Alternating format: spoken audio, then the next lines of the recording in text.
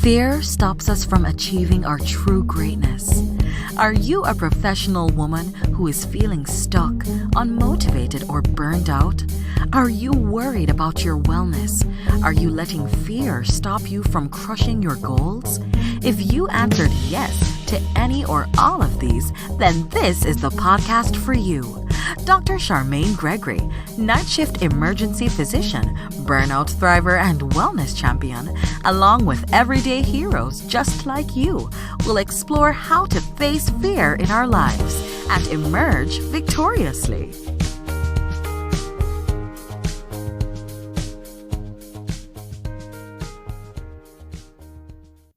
Hey, Fearless Freedom Tribe, Dr. G here again. Today I have Dr. Nneka Ichoku with us, and she is going to share all about what she's up to, who she is, and the amazing impact that she's making on the world around her. Dr. Ichoku?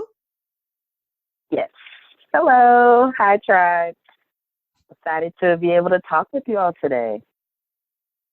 We're super excited to have you. Yes. And you said just to share a little bit about myself and what I'm up to. Absolutely, yeah. Let them know who you are. Yes. So, yes, my name is Nneka Ichoku. I am a board-certified osteopathic family physician, and I have certification in medical acupuncture. I am a lot of things. I'm a mom, I'm a wife, friend, and I am really passionate about educating our patients, improving ourselves. And I just decided, I do have a lot of experiences and kind of a unique story, but very relatable.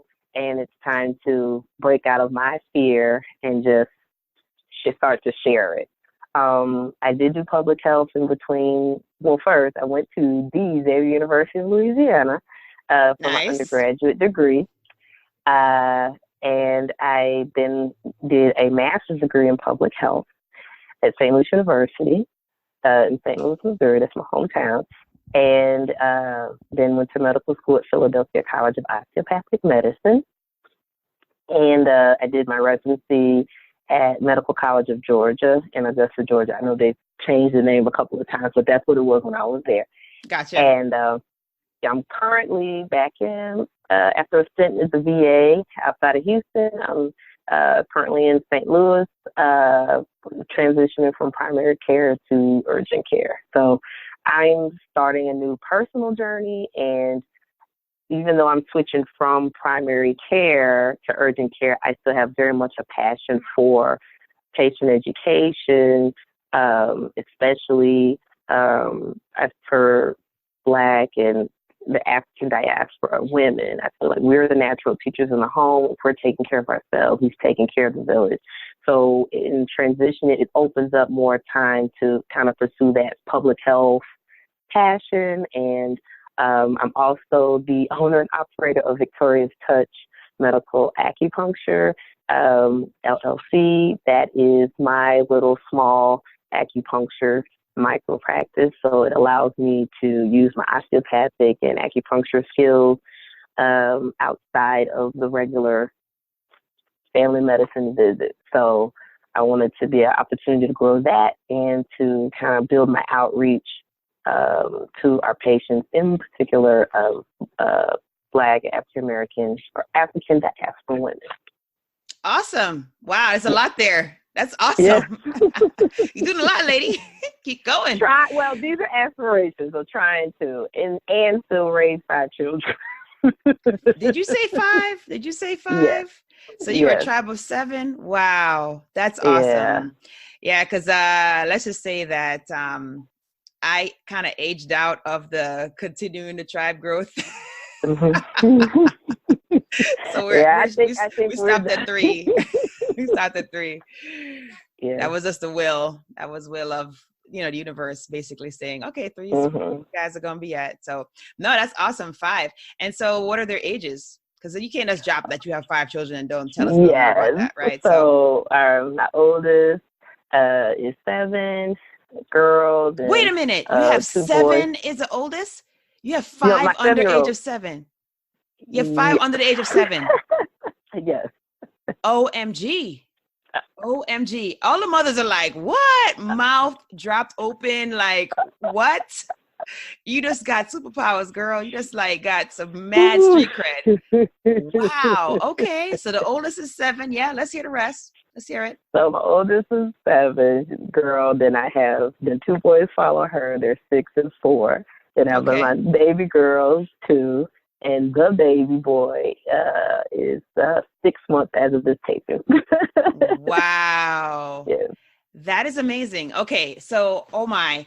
So y'all, the fear of like taking care of other humans is real. Okay. Let me just let you know, like as a parent, like I really thought when we were going home with our son, the first date, and they're like, oh yeah, you guys are good to go. I was like, are you sure? We don't know what we're doing. And then, you know, with every subsequent child, it is definitely the fear is a little bit less. So I have to say that you're probably like on the OG level at this point. At 5, right? It totally doesn't feel like it. That's where just like you go with the flow. So thank you for the kind words. I want to absorb that. But you're right. I mean, imposter syndrome and that fear doesn't just limit on our professional life. It definitely affects the mom life. And I think being able to share certain aspects of my story to help encourage other people, you know, if I had to joke and say this is for the lurkers, the people who listen and look at the sidelines and feel like, well, that can't be me. I always felt, you know, those limiting beliefs, I guess, using the term, like, I hit a wall a few times along this journey. And, you know, you get up, try to get myself back up and keep going.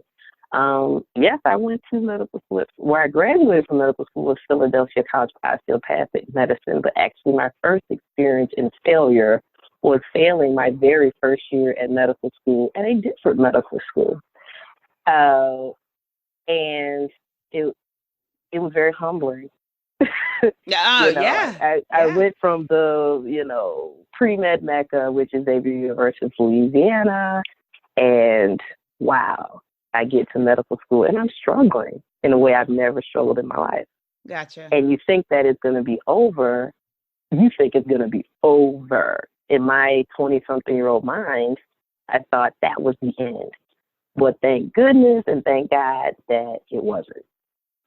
So I want to encourage, if there's students listening, if you're having any struggles, you are more than your career or your program, and there's always options.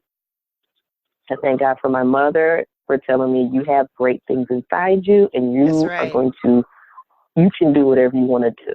And it was like, when I had to kind of bow out, basically quit before you get fired, I had to make a decision. What am I going to do? Because now this isn't my perfect pre-med road anymore. And my other friends are in med school. Gotcha. That's when public health popped up. And it was like, I literally applied to this program 2 weeks after the deadline. I was like, there's no way they're going to accept me. It's after the deadline. And I was like, and then let's just do it. That's right. So I just did it. And guess what? They're like, wow, you got a great MCAT score. Come on down. So I didn't have to sit and cry and be miserable about what didn't work out. I got to put my energy into something I knew very little about, but has impacted my career since then. You know, what we think is our downfall can be a setup for something greater. And it was. I went from failing a year in med school for whatever into getting straight A's. And you're like, but it's public health, it's not med school. No. It is grad school. It is grad school. I don't care what the appellation that goes along with it. Grad school is grad school. Grad school is grad school. We know that now, but you also, that's why I'm laying that framework. I went to a very intense pre-med program. So you're thinking the straightest shot to med school is bachelor's medicine. Anything less than that was deemed as failure, not realizing that I was getting extra soil and extra nutrients to grow something deeper. So I did the public health that year. Yeah. And then I was like, you know what? Why don't you apply again in med school? And it was like, but I already went through, just apply again. Okay. applied to different schools, and the story of the school that I graduated from, Philadelphia College of Osteopathic Medicine, was a friend from Xavier, and I'll say her name, Dr. Shani Smith. She's awesome, and she was like, "Oh, I really love my med school," and it was a mutual friend. We talked on the phone, and I was like, "You know what? I applied and check it out." I got the interview. It was just like I came home. It was like I came home. They were like, Wow. Yeah. We want you. Yes, you did public health. So I want to encourage your listeners that the thing you think there's no way, you don't know that those people might need you. There's something you got that they value. I didn't know that the public health was valuable. So I went in with my head hung down, worrying about that year that didn't work out, not knowing that there was something greater in store for me. Med school, I didn't have no problem. I got through the 4 years fine. I even finished the master's degree while I was in med school, and I didn't take no break or nothing. I was just doing both. I'd take a test for the med school. I'd write a paper for public health. I did my internship for the public health that summer. You know, that last summer we get between first and second year. I went to D.C., stayed with my sister, and I worked for D.C. Department of Health as an intern. And I flew to St. Louis, did my oral exam, and went back and took a med school test. That's straight gangster right there. I just have to say, okay, let's just put that out there. That's gangster, y'all. That is very gangster. Next level, leveling up. Hey, I'm a Niger baby. Niger know they carry lines. We hustle. So it's in the blood. That's right. Absolutely. So wow, what a story. It's possible if I gave up, and if thank God I had people around me let me know we love you, we believe in you, and what's in you is going to come out regardless. And it gave me opportunities and friends and contacts, and it just made it richer. Public health actually made me fall in love with medicine again and come with a different energy, and led me to family medicine. So it was like, I feel like I got this degree, got through med school, I got this degree. I don't even know if I've ever really, quote unquote, used it technically. But I kind of have, because it taught me about stages of change. It taught me the reason why we do certain interventions. It let me think about systems and needs assessment and, you know, those statistics and things. It put a context to, I did some behavioral health, but my concentration was epidemiology. I had to let the behavioral health go just to be able to finish it and still go back to med school. Anyway, but those tools stayed with me. Right. Those interventions and the projects stay with me. And that's the thing. Just because you're not using something in your job every day doesn't mean it's not in you. That's right. So I just, I said I have to share this story when I think I'm at a place where it's like, okay, I can look back. Like, I just took my recertification for family medicine last week. So I had some years to process, to heal some of those wounds, to say it happened. It's just part of my story now. It's not, I don't have to hide it. Right. You give the CV answer. That's why I want to give that first. But these are the layers in between. But the skills I learned, the resilience, the scriptures I had to read and memorize, what are the affirmations I had to tell myself, and the people who helped me along the way, and the people I get to help along the way because I've had that grounding experience. Wow. I give up, glory to God. Yeah. Oh my God. Like, I'm here like, okay, I'm supposed to say something, and I'm like, I can't say anything because that is so dope. I mean, the fact that you are so open, I really appreciate that. And I know the tribe appreciates it as well, because as you mentioned, yes, there are students who are listening to the podcast, but there are people who might be at a place in their lives where they're either contemplating starting a career or contemplating making a course correction and feeling that fear of that fear of like, oh man, this is the trajectory that I'm supposed to be on. And if I stray from this trajectory, then what's going to happen to me? Will I have success? And just to see that despite the fact that a door closed for you, what ended up happening was inadvertently a better door opened, and it made for a richer life. And as you said it so beautifully, just how those experiences have enriched you beyond, your wildest dreams. And it has gotten you to where you are today. So that is amazing. That's a huge way that you faced fear early in your life too. Yeah. And so Thank you. would you say, you're welcome. No, would you say that it was more the support and the empowerment from your mom that really pushed you towards pursuing the alternative? Or what do you think the big thing was that made you pull the trigger on applying for the MPH? I think it was like, I don't know what else I'm going to do. I'm a biology major, or like, am I going to teach? Am I going to be a farm rep? It was just like, give yourself, but she's like, you're not going to sit in the house and mope. You got to go to school. You got to do something. I like your mama. So, it's like, you're not going to mope in the house, packing up and going home. It's like, you got to have something to do. And I think that helped me to heal. Okay. And it was like, and then going into it, like, man, to have the stark opposite of like, you're getting A's and you're doing projects and you're learning. And I don't have to carry that energy into this. I kind of get to start something fresh. Mm-hmm. And mind you, I wasn't sure I was going to go back to medical school immediately. Sure. I was like, those wounds were still fresh. They were still fresh. You couldn't talk about without crying. You duck and dodge. You feel so bad. You have to deal with the gossip, or perceived gossip. Right. And then just in my critical voice in my own head. Then I was like, the program was like, ooh, we have this health disparities program and you could do a PhD. I was like, do I do a PhD in epidemiology? Right. And then it was like, ooh, well, maybe I could be a clinical pharmacist. Like, I had a cousin who's a clinical pharmacist and he really was excited about it. Like, right. I literally I would pray about it. I was like, God, you want me to be an epidemiologist? You want me to be a pharmacist or a doctor? You got to show me.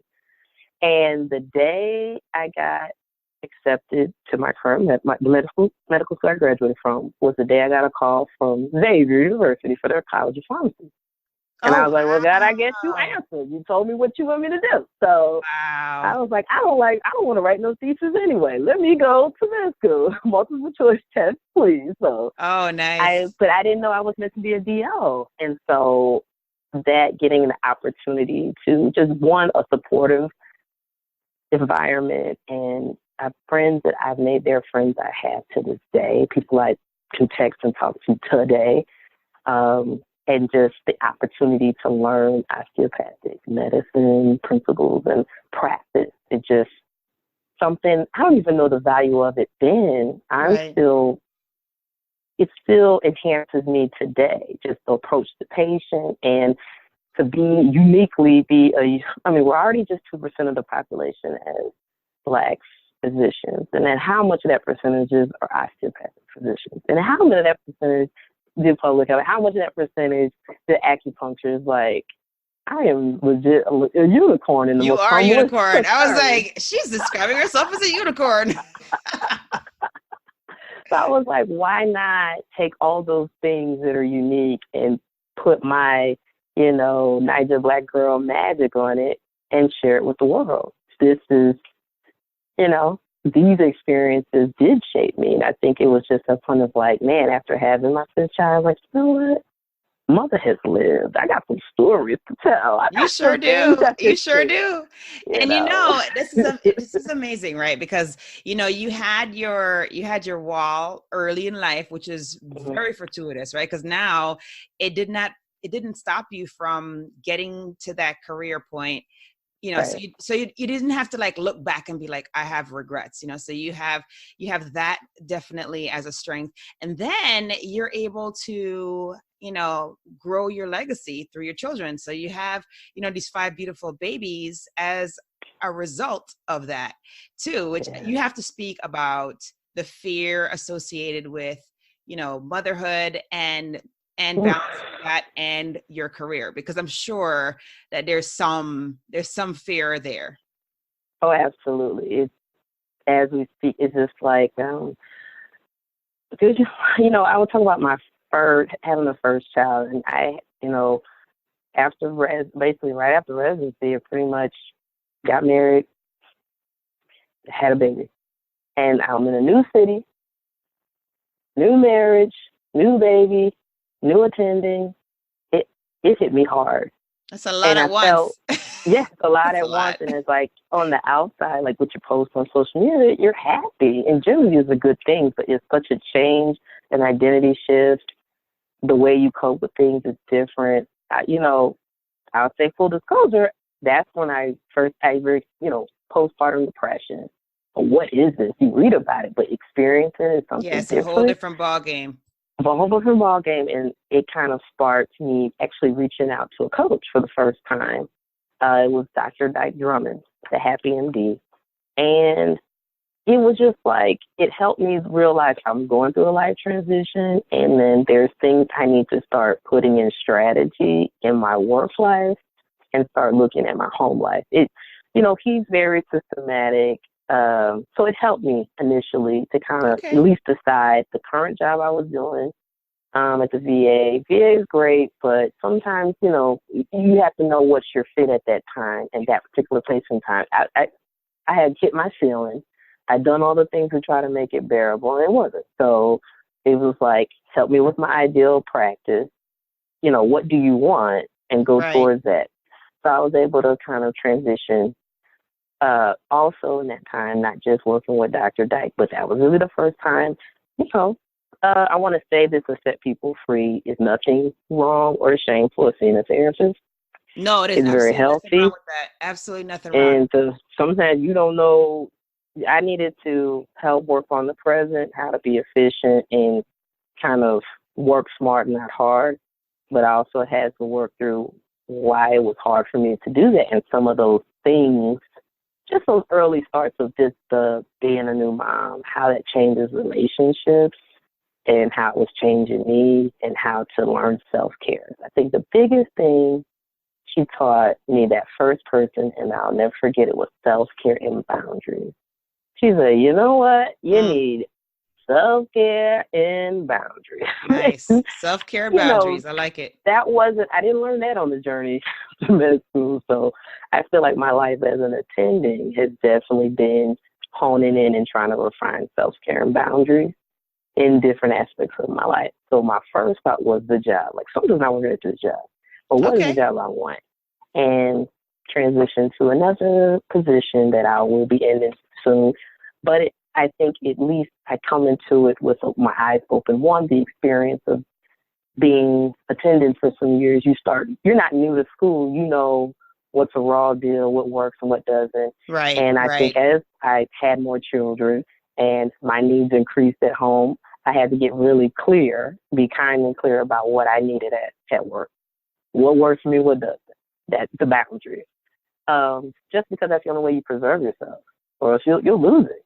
You sure will. You sure will if you don't do that. And as I said, necessity is the mother of invention. So I would say shout out to my children because of them, I had no wiggle room.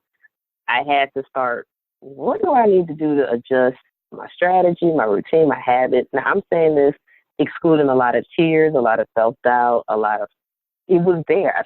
I feel it. I felt it. I still feel it. But I just decided to keep going through it. And I'll give back that credit to my mom, women in my life, my sisters, close friends. It's like, you have to still go through the river. You have to go on the journey, go through the tunnel. You don't know the outcome, but it can still be beautiful along the way. So in adding to the self-care and the boundaries is learning how to be present.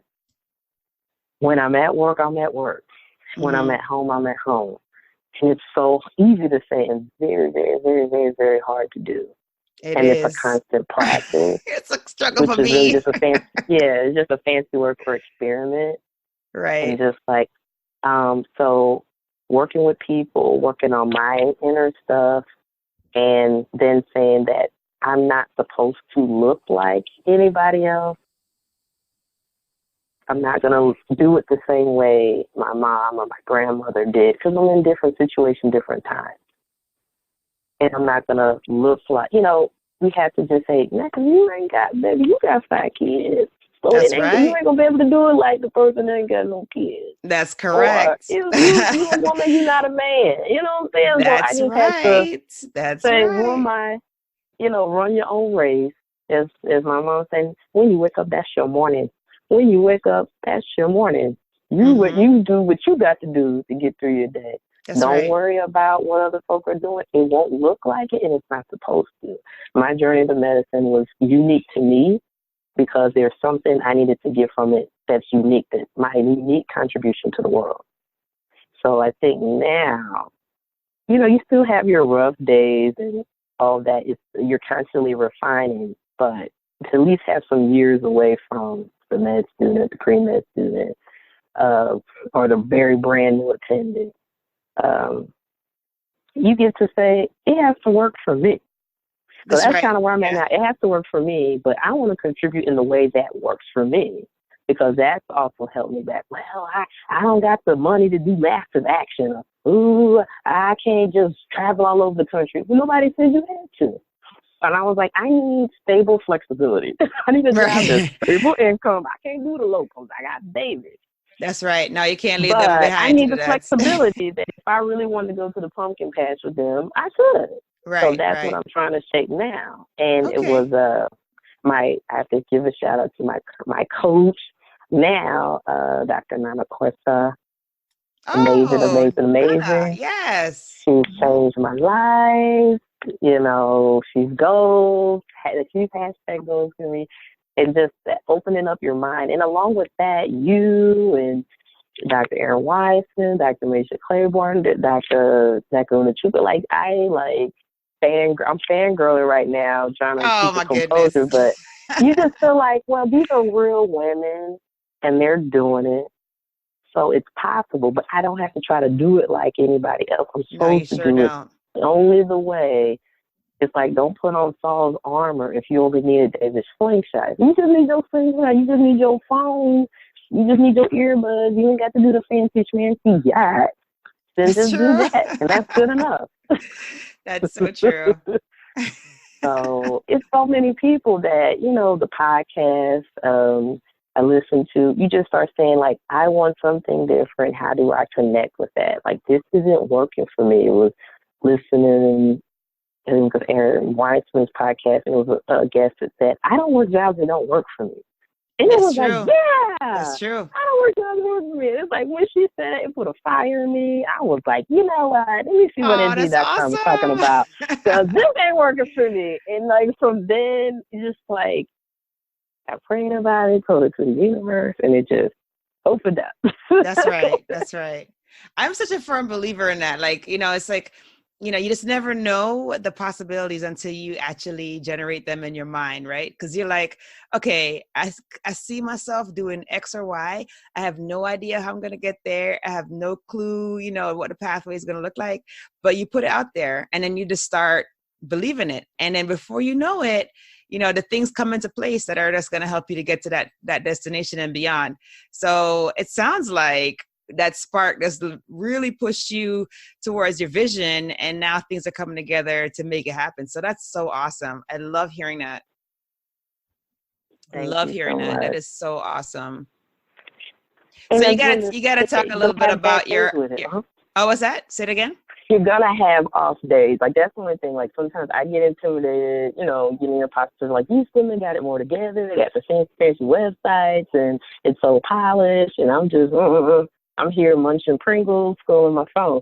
It's like, you're not going to always feel like it's going to be scary, and it's okay to take baby steps. You don't have to take huge leaps. But sometimes when you're in flow and it's happening, you'll be surprised how things come together.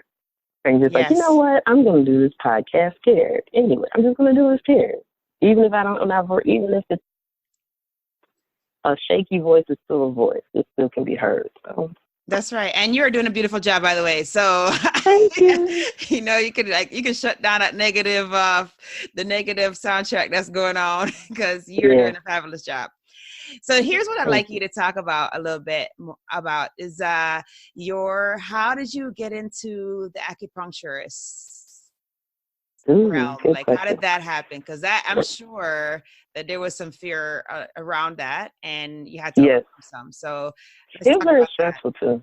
Yeah, good question. So that was a part of burnout. I was burnt out that first job out of residency, and it was just like, Ooh, what's a dopamine hit? I don't have the time or I can't afford to do a fellowship. I just want to learn something new. And I saw this flyer and I was like, I don't know. And it was just like, you know what? Just do it. Now, this course was intense. I had to travel for it. You had to study like crazy. It was like, felt like going back to first year med school. Oh, wow. So it wasn't easy, but it was an eye opener. It just, about myself. I learned things about myself and just a different way to approach health and patients. And I just really was like, wow, how do I integrate this into my family medicine practice? And I was all psyched thinking I'm about to go to this new job and I'm going to do acupuncture at work and OMT and that's osteopathic medicine treatment. It's going to be great. Okay. Well, not and this was allowed. another Oh, no, not no. allowed. Yeah, spoiler alert. Yeah. Oh my gosh. It was like, that's cute, but we just need you to ride the computer and, click those orders and see new patients. Thanks. Got it. But that was what gave birth to my LLC. It was like, you know what, if I can't do it here, I'm going to do it for myself. That's right. So that breeded, made me have to face the fear of entrepreneurship. But it's like, hey, I'm not, putting all my eggs in one basket. I'm still a working stiff doctor. It's just, this is something I get to grow slowly at my own pace and enjoy it. So nice. That's a beautiful thing. It kind of gave me why not just do it yourself? Why are you asking permission from somebody? You can't take that with you. Do it yourself and do it your own way on your own time. So that's what I'm hoping to grow with more flexibility. But if you're, if your job doesn't, sometimes you have ideas. Oh, I want to do this Facebook Live. You can do it on your own. You don't need the corporation to support you. You support yourself. That's the truth. That is the truth. Yeah. I mean, of course, there are disclaimers are related to that. So you're not going to mention your employer if they have a specific social media policy. But yes, you're correct. Absolutely. That's the thing we don't talk about because we don't think about it. Because I wasn't thinking about it when I started the job, but everybody, that's what is it, Dr. Bonnie Mason. Oh yeah. Beyond the exam room, think about your intellectual policy, properties, their policies with the job, what you can and can't do on the front end. Read those bylaws. We like to sign a contract, but you got to read the handbook too. That's right. So after you sign it, they tell you, oh yeah. So yeah, that's true. I mean, if you can do those marketing things within subversive, but it's like what Dr. Una says is you got to brand you. That's correct. Whether you're an employee or not, you got to brand you because you never know. Now that I have a public Facebook page, I can tell pages, hey, check me out on Nneka Ichoku DLNPH. There's no rule against that. There's no rule against that. I'm not treating you. We're not going to get into HIPAA, but you can look at my videos talking about health issues, what we talked about in the room. Now I'm just going to post it online. Got it. Yeah. No, that's great. And it's a great way to actually get the message out to more people because, when you think about it, when you're interfacing with a patient or with the patient's family, it is really only a one-on-one, like a small group connection. Whereas when you start talking about, issues on a larger scale and you're doing it through a Facebook Live or Instagram Live, or you're putting it as a video on YouTube, it just really helps to get the information out to more people. And I always joke with my patients when they come in, they come into the ED and they're like, yeah, I Googled the symptoms and I think this is what's going on. And you know what? I love when they do that because it just tells me that, they're invested in their health. And it also gives me a great opportunity to educate them, and just explain that, yes, there's information that's out there available to everybody, but there is a lot to be said for someone who has studied for many, many years in the area and has the expertise to translate that information. And so, I always give them credit for doing the lookup and, coming up with their ideas. But I always remember to tell them that, I love that you did that. Just remember that it's not, that in isolation is not what you should take action on. And I am so glad that you came in so that I can help you, to the next step. So I think having information out there from a primary source is really, really valuable. Thank you. Yeah, I agree. And I think that's where it's like, ooh, I still can use the public health. It doesn't have to be the academic way. And not to say shout out to academics and who knows what the future holds, but not saying that because I can't ... or this setting, I can still, you can do what you want. I can do what I want to do. You can do what you want to do. We can do what we want to do. It's just how we shape it. And it's, with the social media, and there's so many different platforms. There's so many different ways to skin a cat. Absolutely. Yeah. And the importance of it. People need they're craving to see us. They want to hear from us. Yes. So when you have things out like the Real RX, great show, by the way. That's a really great show. Great show. Yeah, great they did an show. awesome job with that. I have friends, and I went to med school with Dr. Felicia. So she was actually my pre-med mentee when I was in med school. She was my pre-med mentee. She was like the vice president of the MAP group, and she got into the med school. So when I see her, I just feel such a proud mama bear when I see her, all the great things she's doing. It's just like, I got to see her from the beginning. So shout out to Dr. Felicia Sumner. Mm-hmm. And then shout out to Dr. Brown. She's a new addition to that group. Oh, okay. Yeah. I just listen to Dr. Stan is like my friend in my head. We don't know each other, but I chuckle at all his stuff. So anyway, just to say that there's awesome, and there's abundance. There's amazing women doing amazing things, and the field is ripe for the picking. And you get to everybody has their own special sauce, and you can collaborate. It doesn't have to be a competition. It doesn't have to be just one. No, that's so true. And it inspires you because you're like, man, these are real people, and they got lives and families and stuff, and they're out here doing it. And it's just like, you can do it too, but you got to find the way that works best for you and what you feel passionate about. Exactly. Because your tribe is waiting to hear from you. That's the bottom line. Like, no matter what, no matter how much, and this is funny because you bring that up, because this past weekend I was at a conference, the Thrive 2G conference for women of color in medicine. And I was talking to Dr. Maisha while I was there. Mm-hmm, and, we were talking about, because I was contemplating, I was trying to get her to start her podcast because she was hemming and hawing about it. And I was like, you should start your podcast. Okay, this is what you got to do. Let's do it this weekend. Get it out there. And so she did that, and she launched it on Monday, which was super exciting. And then she said to me, like, you're answering questions about podcasting all the time. Like, why haven't you done a podcasting course?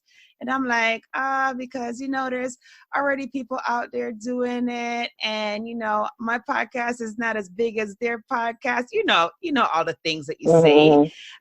But you're correct. There are people who will want to learn from me. We want to learn from you. Like, we all have those people that are in our tribe that are going to want to hear from us. And not necessarily, even if the information is very similar from the other person. So there's an abundance mindset. It is definitely, there are lots and lots of humans out there. And, we can be in the same space, and we can just bring our special sauce, like you mentioned, and our tribe will benefit. So it is all to the good. Definitely. I definitely agree. So just like something might resonate different for me. Like, there's some stuff that's like, ooh, this feels a little overwhelming and scary, but somebody else might say in a way I can relate to. Absolutely. And then also was like, what am I listening to and consuming? And sounds a loaded question. But working on what I'm consuming, and but also not just as far as say like food, but what am I listening to? Who am I talking to? What am I feeding on? If I want to, fly like an eagle, am I sitting with the chickens? I had to kind of really, you can say, oh, don't be afraid. It's like really examine that. And it's like you said, those thoughts, and which one are you listening to? And am I letting the fear stop me? Well, I have to have some positive stuff to overcome that, and you have to build those wins, and you have to keep repeating. That's right. It's like what Dr. Manny's saying. He was like, your affirmations to get your mind right. Like, That's you know, right. that could be scripture, those habits, you're doing those habits because you're trying to build a system of success. I didn't know that kind of stuff before. I mean, nobody said it outright, but I guess we were doing it. I mean, Right. you knew you had to study to pass the test. But we have to hit those goals and to become that good future, you know, that more productive future person, you have to build up to it. You know, it's like you're taking little quizzes to pass the test. Right. And Right. there's going to be challenges. There's nothing wrong, nothing. And you're doing it not just for yourself. You're doing it to be able to serve people, your tribe, right. your patients, your family. I want to learn these lessons so I can share it with my children. And I want them to see me as an example of the real person who stumbles and falls but gets back up. That's With right. God's grace. You know? Yes. Yes. It is all about getting back up. And that is the best model for them to see. Absolutely. Absolutely. Oh my So goodness. when you realize your value, you realize, I really need to take care of myself because this thing I'm doing, people need it, but they need me to be okay to be able to do it, you know? Absolutely. So, Absolutely. Oh being my more gosh. intentional about it. This has been such an awesome conversation. And I'm like a little sad that we have to bring it to an end. Okay. We may have to have you back on the show and do like a part 2 or something. Ooh, That would be awesome. But you know, at the end of every one of our shows, we have the fill in the blanks. Are you ready? Ready for fill in the blanks? I'm ready. All right, here we go. If I am fearless, I will. If I am fearless, I will thrive. Love it. Love it. To me, fearless freedom means. Fearless freedom means alignment with God. Okay. Okay. That's great. That's good. And then what about my battle cry is? My battle cry is experiment. It's all an experiment. Just try it. Love it. Just do it. Experiment. Just do it. Make it happen. Love that. Have fun with it. Mm-hmm. Awesome. Thank you so much for taking time out of your busy day to be with us and sharing your wisdom and pearls with the tribe. Totally appreciate it. I know I learned, I got some nuggets myself. So that's been very helpful. Thank you. Thank you for the opportunity. Oh yeah, no problem. Like I said, we got to get you back on another time so we can chat more about all the amazing things that you're going to be up to at that point, because you're already up to some amazing things. So I'm sure there's going to be more by then too. Yes. Thank you so much.